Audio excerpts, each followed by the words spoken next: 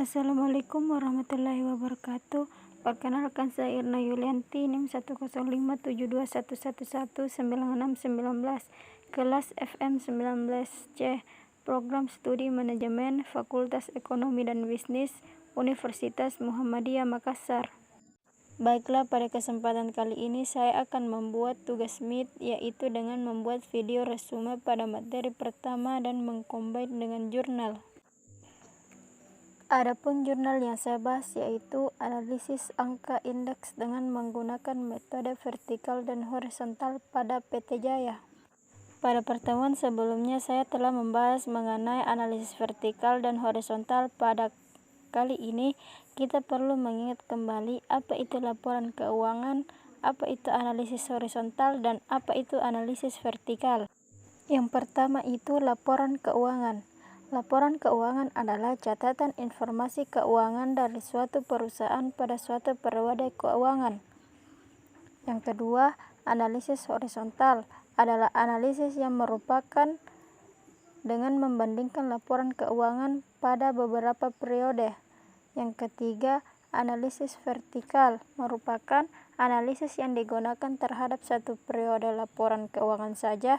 Analisis digunakan antara pos-pos yang ada dalam suatu periode.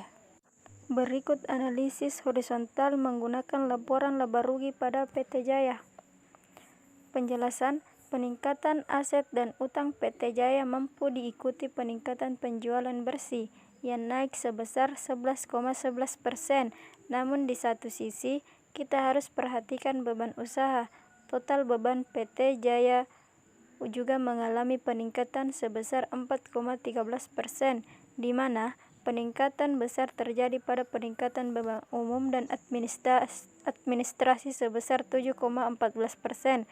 Peningkatan penjualan ini bisa diimbangi dengan peningkatan laba bersih sebesar 36,17%.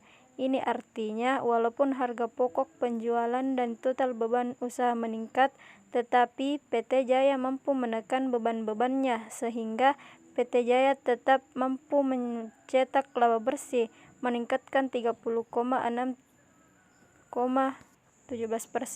Hal ini penting untuk menjaga kelangsungan usaha dan untuk melunasi utang-utang yang akan jatuh tempo dalam jangka pendek dan jangka panjang.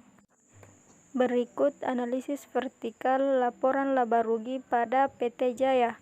Penjelasan, berdasarkan tabel tersebut dapat dijelaskan bahwa terdapat peningkatan laba kotor terhadap penjualan bersih dari 37,78% pada tahun 2018 menjadi 40% pada tahun 2019, terhadap penghematan beban penjualan dari 15,56% tahun 2018 menjadi 14,44% pada tahun 2019, dan beban umum dari 6,22% pada tahun 2018 menjadi 6,6% pada tahun 2019 yang berakibat pada peningkatan laba bersih dari 11,81% pada tahun 2018 menjadi 14,47% pada tahun 2019.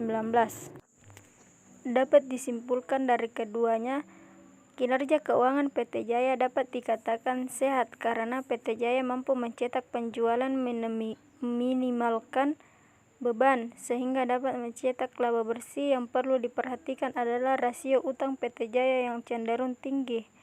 Dan pada analisis vertikal dapat disimpulkan bahwa PT Jaya memiliki kondisi laporan posisi keuangan yang stabil, di mana persentase tiap tahunnya mengalami kenaikan. Mungkin cukup sekian tugas MIT yang Bapak berikan. Mohon maaf sebesar-besarnya apabila banyak kesalahan dan saya tidak menggunakan video, hanya menggunakan voice. Mohon maaf sebelumnya. Saya akhiri dengan ucapan fisabilil haq fastabiqul khairat. Assalamualaikum warahmatullahi wabarakatuh.